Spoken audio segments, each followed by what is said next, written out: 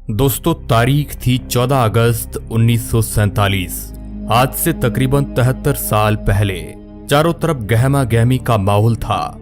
एक तरफ लोगों के अंदर आजादी को लेकर उत्साह बढ़ता जा रहा था, मगर दूसरी तरफ अखंड भारत दो हिस्सों में बंटने की तैयारी पर था। समय रात के करीब 9 बज रहे थे। बिजली की गड़गड़ाहट के साथ दिल्ली की सड़कों पर जबरदस्त बारिश हो रही थी। अलग अलग जगह से आकर लोग रायसीना हिल्स पर इकट्ठे हो रहे थे। कुछ ही देर में लाखों की तादाद में लोग इकट्ठे हो चुके थे। रात के करीब 10 बजे जवाहरलाल नेहरू, सरदार वल्लभ भाई पटेल और राजेंद्र प्रसाद और माउंटबेटन वॉइसराय हाउस पहुंचे। अब कुछ ही समय बचा था भारत को आजाद होने में। कुछ लोगों के चेहरे पर मायूसी थी तो कुछ लोगों में उत्साह। और यहाँ पर जवाहरलाल नेहरू अपनी स्पीच शुरू करते हैं। उनके भाषण की शुरुआत इन 2 लाइनों से शुरू होती है। At the stroke of the midnight hours when the world sleep, India will be awake to life and freedom. कुछ ही देर बाद वह घड़ी आ ही गई जब भारत ने आजादी की सांसें ली।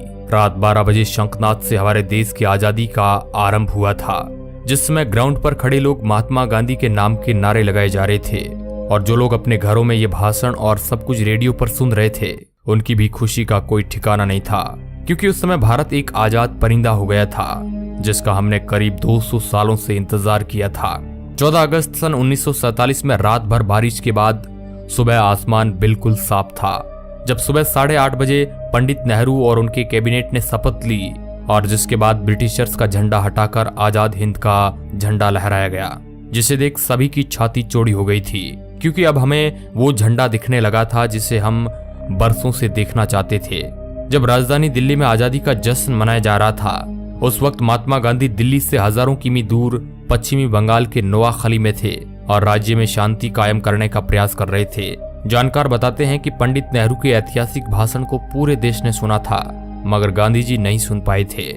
14 अगस्त 1947 की ऐसी रात जब लोग सोए तो गुलाम देश में थे, लेकिन अगली सुबह उनकी आजादी की सुबह थी। लेकिन जितनी खुशी हमें आजाद होने में थी, उतना ही गम अखंड भारत की टूट जाने में था, क्योंकि दोस्तों भारत ने अपना 3,46,737 किलोमीटर का एरिया पाकिस्तान के रूप में खो दिया। करोड़ों की संख्या में लोग भारत से अलग हो गए थे। जो लोग कुछ समय पहले ही भाई की तरह जिंदगी जी रहे थे, वे अब एक दूसरे की जान के दुश्मन बन चुके थे, क्योंकि 14 अगस्त के रात 12 बजे भारत और पाकिस्तान का विभाजन हो गया। भारत 2 हिस्सों में बंट गया, जिसमें एक हिस्सा पाकिस्तान और दूसरा हिस्सा हिंदुस्तान के नाम हो गया था, जिस वजह से कई सारे दंगे हुए। जो लोग खुद को पाकिस्तान में सुरक्षित महसूस समझते थे, वे वहां चले गए, और जो लोग भारत में सुरक्षित महसूस कर रहे थे, वे यहां पर आ गए।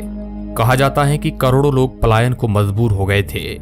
इन दंगों में हजारों लोग मौत के घाट उतर गए थे।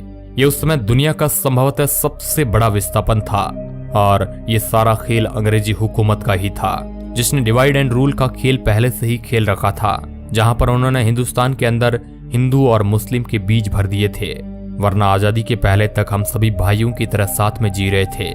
वो तो अंग्रेज ही थे जिन्होंने हमें हमारी जाति के आधार पर हमारा व्यक्तित्व याद दिलाया, जिसके बाद हम आपस में ही लड़ने लगे। और दोस्तों, हिंदुस्तान और पाकिस्तान के विभाजन की सबसे बड़ी वजह ये भी थी कि मोहम्मद अली जिन्ना देश के पहले प्रधानमंत्री बनना चाहते थे, लेकिन पंडित जवाहरलाल नेहरू को प्रधानमंत्री बनाने का वादा महात्मा गांधी पहले ही कर चुके थे, जिस वजह से मोहम्मद अली जिन्ना ने अपना अलग देश मांगा, और इसी वजह से यह सारा फसाद शुरू हुआ, जो 15 अगस्त सन 1947 में खत्म हुआ। दोस्तों, हम आपको बता दें कि भारत को आजाद करने की बात बहुत पहले से ही चल रही थी, और इसी वजह से ब्रिटिशर्स ने माउंटबेटन को भारत का आखिरी वॉइसराय बनाया था, ताकि इसके बाद भारत को आजाद देश घोषित कर दिया जाए।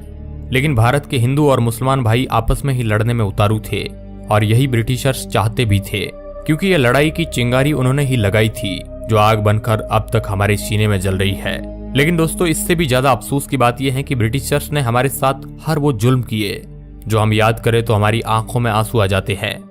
लेकिन फिर भी उन्हें बारातियों की तरह विदा किया गया। जहां 1500 ब्रिटिश सैनिकों की पहली टीम 17 अगस्त सन 1947 के दिन अपने देश लौटी, वही आखिरी टीम उसके 1 साल बाद 27 अगस्त 1948 के दिन निकली।